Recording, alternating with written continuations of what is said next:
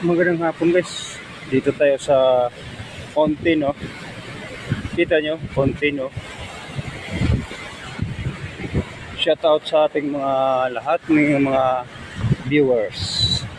Magandang hapon sa lahat-lahat natin. Mga Didis Vlogger. Salamat sa inyong support kay Sara Duterte, sa ating mga OFW. Magandang hapon. Ulitin ko, magandang hapon sa mga OFW.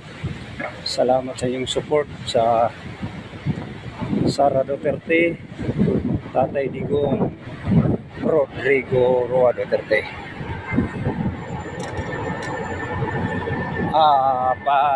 Painit naman talaga, no? Parating na talaga ang eleksyon. Although hindi na mapigilan. Ang importante sa atin, mga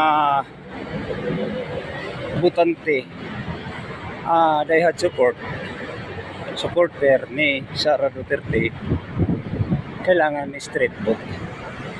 Baka mabudol ang boto natin mapunta sa kabila. Hindi natutuwa sila, di ba? Kailangan mag-iingat tayo, mga kababayan.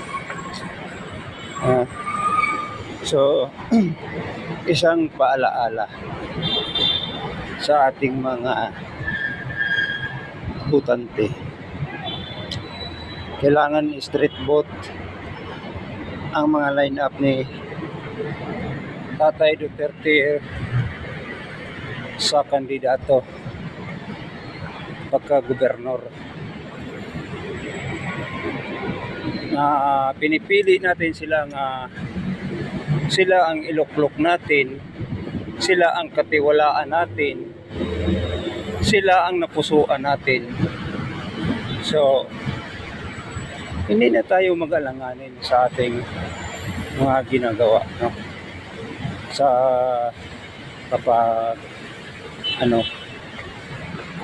sinasabi nating straight vote, no? Ang importante magiging